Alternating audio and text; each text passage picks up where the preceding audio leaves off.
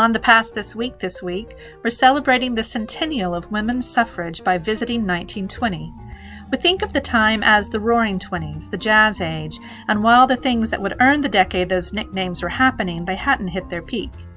Books released in 1920 included The Story of Dr. Dolittle, books of essays by W.E.B. Du Bois and Albert Einstein, novels by F. Scott Fitzgerald and Edith Wharton, and Agatha Christie's First, The Mysterious Affair at Styles, featuring everyone's favorite Belgian detective.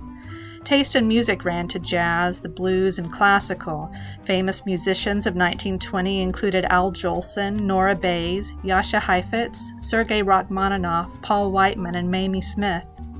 Broadway was flourishing, with musical reviews like the Ziegfeld Follies and George White's Scandals particularly popular. Eddie Cantor, Marilyn Miller, George M. Cohan, Will Rogers, and Fanny Brice were stars of stage and screen. The movies were silent, but nobody knew what they were missing. Fashions were mainly skirts for women and suits for men, but the loose waist and shorter skirts made everyone more comfortable than a few years before. And just like today, there was crime and fraud mixed in with the good.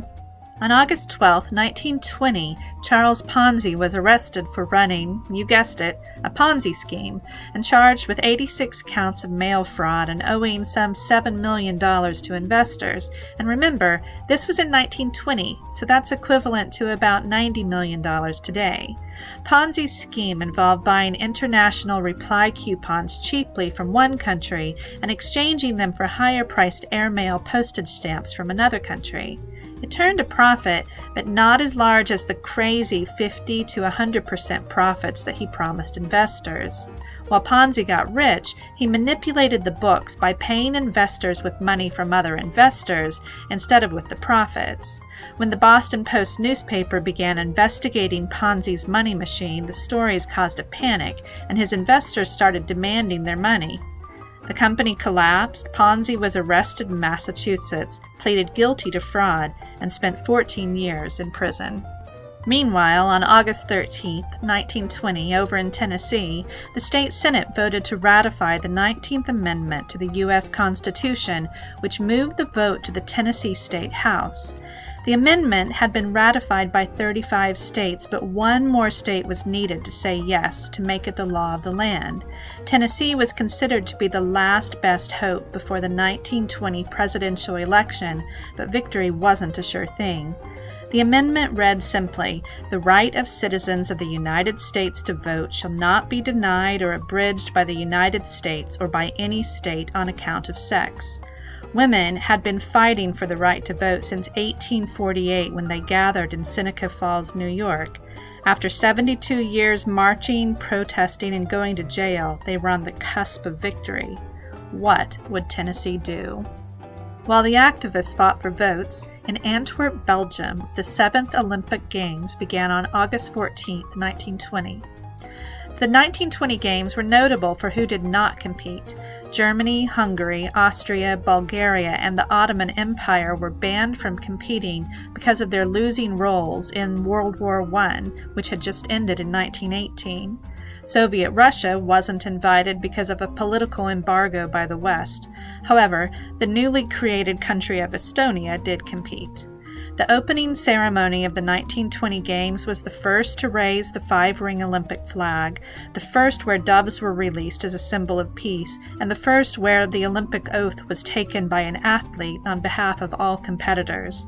Other firsts included a week of winter sports, including figure skating and the debut of ice hockey. The U.S. sent its first women's swimming team, and 72-year-old Swedish shooter Oskar Swan won a silver medal. He remains the oldest medalist in Olympic history. Another country that didn't compete in the Olympics was Poland, because they were busy fighting a war with Soviet Russia, and on August 15, 1920, Polish troops defeated the Soviets at the Battle of Warsaw. The Polish-Soviet War had begun as Poland fought to hold on to the independence they'd regained after World War I. During the Battle of Warsaw, they were on the verge of defeat when the troops rallied and pushed back the Red Army. Bolshevik leader Vladimir Lenin called it an enormous defeat. The victory of Poland came to be known as the Miracle of the Vistula, which is the river that runs through Warsaw. It secured Poland's independence and led to peace treaties with Soviet Russia and Ukraine, which secured Poland's borders until 1939. The victory also halted the spread of communism further west into Europe, which had been a goal of the Bolsheviks, who had recently come out on top in the Russian Civil War against the Russian White Movement. In the United Kingdom, Parliament, under Prime Minister Lloyd George, passed the Blind Persons Act of August 16, 1920. It was the world's first disability-specific legislation. The act provided a pension allowance, regulated charities for the blind, and allowed blind children to take the same exams as sighted children.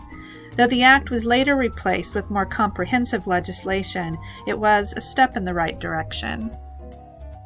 On August 17, 1920, we're back in the United States, where Raymond Chapman, a Major League Baseball shortstop for the Cleveland Indians, died after being hit in the head by a pitch during a game. Chapman is the only Major League Baseball player to ever die during a game. His death led to new safety rules, though surprisingly it took 30 more years before they required batting helmets. And on the same day, North Carolina officially postponed consideration of the 19th Amendment until after the presidential election in November. The spotlight was now firmly fixed on Tennessee, where anti- and pro-suffrage activists, including Carrie Chapman Catt, descended into Nashville to lobby to secure needed votes, until finally on August 18, 1920, Tennessee said yes, becoming the 36th state to ratify the 19th Amendment. The first vote resulted in a tie, but then Harry Byrne, a 22-year-old Republican member of the Assembly, received a letter from his mother, Phoebe. "Dear son, hurrah and vote for suffrage. Don't keep them in doubt. I noticed some of the speeches against. They were bitter. I have been watching to see how you stood, but have not noticed anything yet. Don't forget to be a good boy and help Mrs. Catt put the rat in ratification. Your mother." Byrne cast the tie-breaking vote, voting to ratify the amendment. Hurrah for Harry Byrne. After a few delays, the vote was sent to Washington, D.C., where it became law on August 26, 1920. That's all for this week. Thanks for listening, and please consider subscribing and giving us a thumbs up.